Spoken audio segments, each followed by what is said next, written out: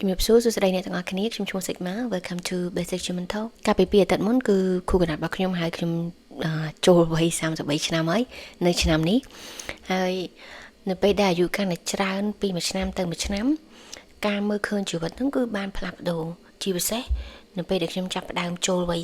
30ហើយឥឡូវ33ឆ្នាំហើយខ្ញុំចង់មកចែកម្លែក3ចំណុចដែលខ្ញុំបានមើលឃើញនៅពេលដែលអាយុកាន់តែច្រើនហើយចង់បញ្ចែកម្លែកមួយអ្នកទាំងអស់គ្នាជាពិសេសគឺបងប្អូនក្មេងៗចំណុចទី1ហ្នឹងគឺនៅពេលដែលអាយុយើងកាន់តែច្រើនទើបយើងសង្កេតឃើញថាមនុស្សគ្រប់គ្នាជុំវិញខ្លួនហ្នឹងជុំវិញខ្លួនយើងហ្នឹងគេអត់បានអង្គុយចាំមើលយើងដូចដែលយើងគិតហ្នឹងទេមានន័យថាម៉េចមានន័យថានៅពេលដែលកាលពីក្មេងៗយើងចេះតែមានអារម្មណ៍ថាគ្រប់ពេលដែលយើងដេកដើរឈរអង្គុយឬក៏យើងធ្វើអីមួយគឺមានគេចាំរិះគន់ចាំគិតពីយើងចាំមើលថាយើងនេះស្លៀកអីពាក់ស្បែកជើងអីគេមានរបស់ល្អល្អប្រើអត់ឬក៏រឿងផ្សេងៗយ៉ាងទៅយើងចេះតែគិតក្នុងចិត្តថាមានគេចាំអង្គុយមើលរិះគន់យើង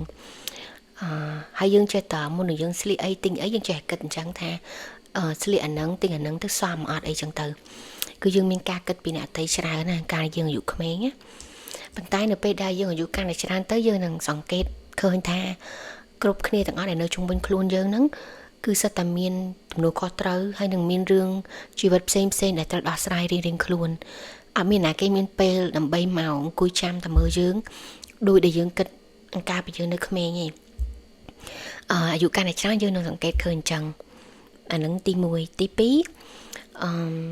តើតើនឹងការអន្សំលុយនៅពេលដែលយើងនៅក្មេងយើងចេះតែមានការគិតថាការអន្សំលុយហ្នឹងគឺសម្រាប់តែវ័យយើងចាស់ឬក៏នៅពេលដែលយើងមានមុខរបរឬក៏ទូនីតិការងារល្អៗទៅយើងចាប់ផ្ដើមអន្សំលុយហើយយើងចេះតែគិតថានៅពេលដែលយើងក្មេង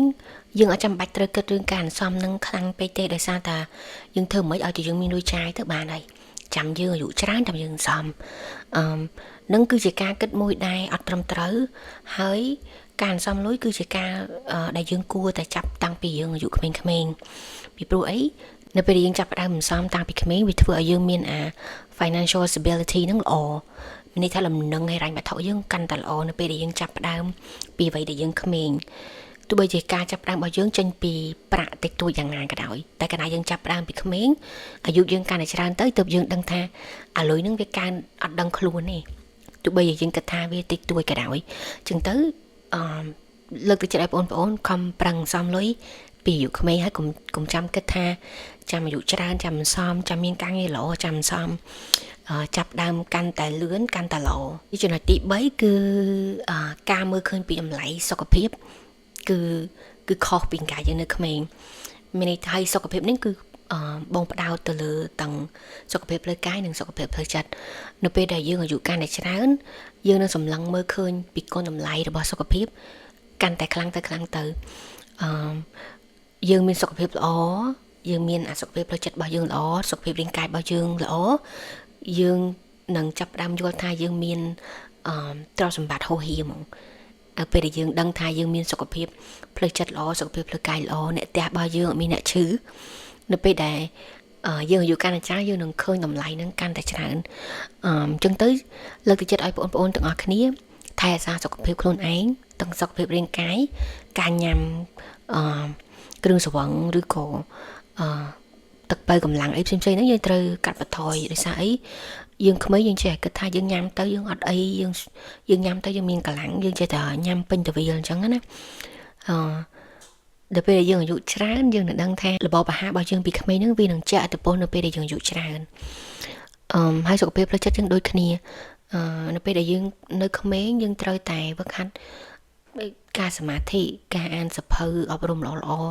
ពីតាំងពីក្មេងមកដើម្បីអីដើម្បីឲ្យពង្រឹងfoundation ហ្នឹងឲ្យល្អអញ្ចឹងណានៅពេលដែលយើងអាយុច្រើនអត់មានអីសំខាន់ជាងសុខភាពទេទាំងសុខភាពខ្លួនយើងផ្ទាល់ទាំងសុខភាពអ្នកផ្ទះនិងអ្នកដែលយើងស្រឡាញ់ទាំងអស់គ្នាហ្នឹងហើយនឹងជារឿង3ធំដែលខ្ញុំសង្កេតឃើញហើយដែលខ្ញុំបានសូវឲ្យតម្លៃការខ្ញុំអាយុក្មេងឥឡូវ33ឆ្នាំហើយគឺការមើលឃើញជីវិតវាខុសគ្នាពីមុនហើយបងដឹងថារឿងខ្លះតើយើងឆ្លងផុតបានយើងអាចមើលឃើញឲ្យតម្លៃបានទោះបីជា មានអ្នកអប់រំមានអ្នកនិយាយប៉ុណ្ណាក៏យើងស្ដាប់អត់សូវបានទទួលយកអត់សូវបានទេកាលណាយើង